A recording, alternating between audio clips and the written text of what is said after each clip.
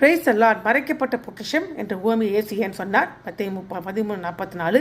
பரலோக ராஜ்யம் நிலத்தில் புதைத்திருக்கும் பொக்கிஷத்துக்கு ஒப்பாயிருக்கிறது. அது ஒரு மனுஷன் கண்டு மறைத்து அதை பற்றி சந்தோஷத்தினால் போய் தனக்கு உண்டாய எல்லாவற்றையும் விற்று அந்த நிலத்தை கொள்கிறான்.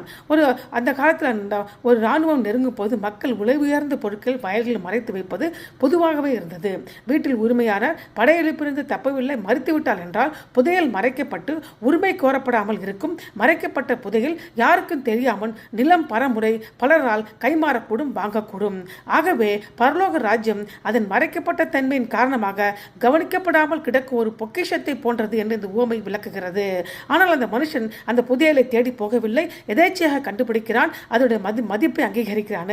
அந்த காலத்தின் சட்டத்தின்படி ஒரு வேலையால் ஒரு பொக்கிஷத்தை ஒரு நிலத்தில் கண்டுபிடித்து அதை வெளியே எடுத்துவிட்டால் அது அவனுக்கு சொந்தமல்ல, அந்த வயலின் உரிமையாளருக்கு சொந்தமாயிருக்கிறது. ஆனால் இந்த உவமையில் அந்த மனுஷன் வயலை வாங்கும் வரை புதையலை வெளியே எடுக்காதபடி கவனமாயிருக்கிறான். அந்த நிலத்தை வாங்குவதற்கு தன்னிடம் இருக்கும் எல்லாவற்றையும் விற்பதன் மூலம் அவன் தன் உடைமைகள் எதை பார்க்கலும் மிக மதிப்பு வாய்ந்த வயலை காட்டிலும் அதிக மதிப்பு வாய்ந்த ஒன்றை சம்பாதிக்கிறாரு. மற்றவர்களால் காணப்படாத பொக்கிஷத்தின் உச்சக்கட்ட மதிப்புக்கு இந்த உவமையின் முக்கியத்துவம் அளிக்கப்படுகிறது. அதே போலவே மத தலைவர்களும் ஜனக்கூட்டாத்தாரும் ராஜ்யத்தின் பிரசன்னத்தை பற்றி குருடர்களாக அறியாமையில் இருந்த போதிலும் இயேசுவின் மறைக்கப்பட்ட பொக்கிஷம் இந்த உவமையின் மூலமாக சீஷர்களுக்கு இந்த தேவனுடைய ராஜ்யத்தின் விஞ்சிய மதிப்பை வெளிப்படுத்துகிறாரு. ரட்சிப்பு மற்றும் ராஜ்யத்தின் நீதியானது உலகம் முழுவதை விட பெரிய பொக்கிஷமாக இருக்கிறது. அது மிகுந்த மகிழ்ச்சியின் ஊற்றாக இருக்கிறது.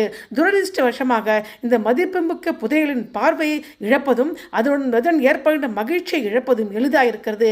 யாருக்கென்றால் இதன் மதிப்பை, அதோட பொக்கிஷத்தின் மதிப்பை சாதாரணமாக எடுத்துக்கொள்வதற்கு இது ஒரு ஆபத்தாக இருக்கிறது.